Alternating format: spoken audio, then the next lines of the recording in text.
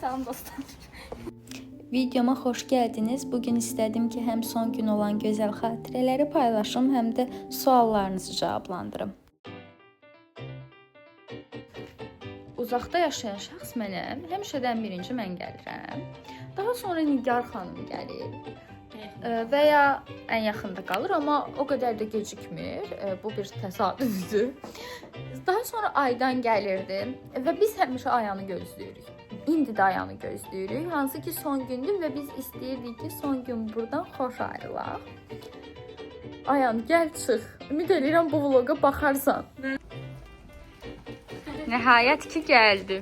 Qrupa dinlənləri yazmışam ki, hamı tez gəlsin, saat 8-dən gəlir. Biri saat 8-dən qurmuşam, değil mi? Saat 11-in yarısıdır.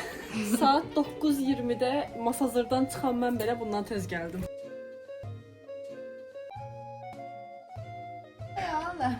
Sizin hamınızdan ötürü darıxacağıq. Sizi sevirik. Bu arada boşluq tapmışkən tez deyim, qaçım kanalıma abunə olun, videonu bəyənin. Zəhmət olmasa. Saat dinlənirəm. Şimdi gəldir ki, indi buna nə söyləməliyik ya öz-özə demə. Çok asan şey.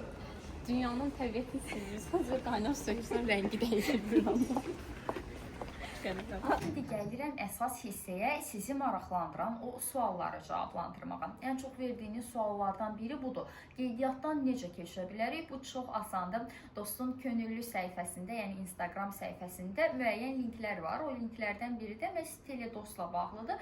Qeydiyyatdan keçdiyiniz zaman siz müsahibəyə dəvət olunacaqsınız. Amma bu müəyyən bir müddət çəkəcək. Bu arada qeydiyyatda nə yazdığınız da çox önəmlidir ki, bunun əsasında sizi müsahibəyə çağırırlar və mənim qeyd etməli olduğum nüanslardan biri budur ki, baxın, proqram 3 ay davam edir və siz qeydiyyatdan keçdiyiniz an təbii ki, sizi çağırmayacaqlar.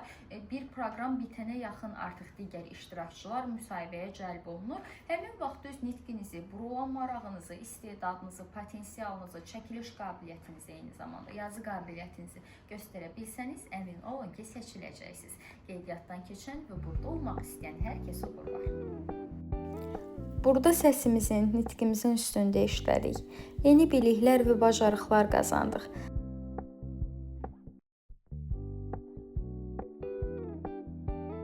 də çıxışlarında Heydər Əliyevin siyasətinin bugün prezident İlham Əliyev tərəfindən uğurla davam etdirildiyini vurğulayıblar.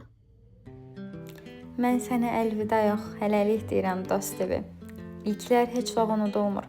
Sən mənim həyatımın ilklərindənsən. Gözəl dostlar, gözəl insanlar qazandığım o yersən. Bəlkə bir gün yenə görüşmək ümidi ilə.